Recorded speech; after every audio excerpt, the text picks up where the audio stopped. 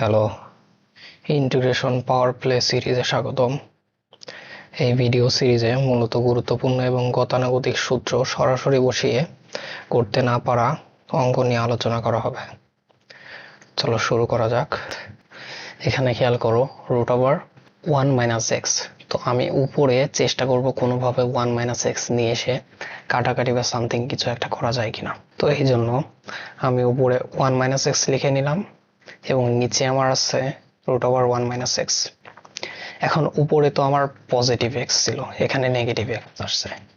তো আমি যদি পজিটিভ x বানাইতে চাই তাহলে একটা নেগেটিভ সাইন নিয়ে নিলাম। এখন এখানে খেয়াল করো -1 আমার অতিরিক্ত আছে, তো এই -1 কে এলিমিনেট করার জন্য +1। এখন এই অংশটা এবং প্রশ্নে দেওয়া অংশটা সিমিলার হয়ে গেল। এরপরে আগের নিয়মে আমরা আলাদা আলাদা যোগজীকরণ নিয়ে নেব। তো 1 - 1/√1 - x dx -1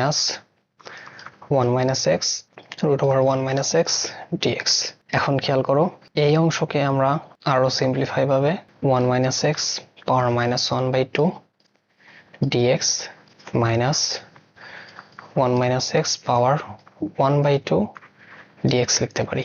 এই অংশটা তো আসলে আমার √1 - x হয়ে যাচ্ছে কাটাকাটি করে। তো এরপরে x পাওয়ার n এর সূত্র বসিয়ে দেব। এই 1 - x কে x ধরবো এবং -1/2 এটা আমার পাওয়ার n। সূত্র হবে 1 - x পাওয়ার -1/2 +1 -1/2 +1।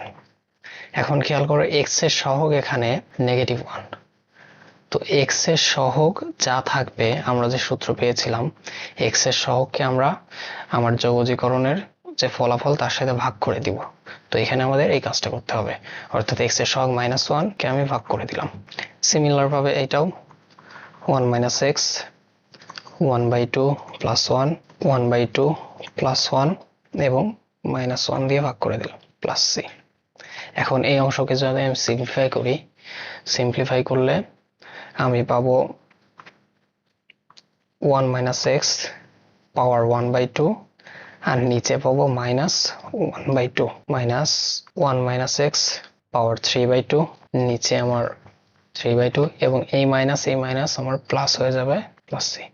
তো এরপরে এই অংশকে আমি আগে লিখি যেহেতু পজিটিভ, 2/3 1 - x পাওয়ার 3/2 মাইনাস এই 1/2 এর জন্য 2 পাচ্ছি, 2 1 - x পাওয়ার 1/2 +c।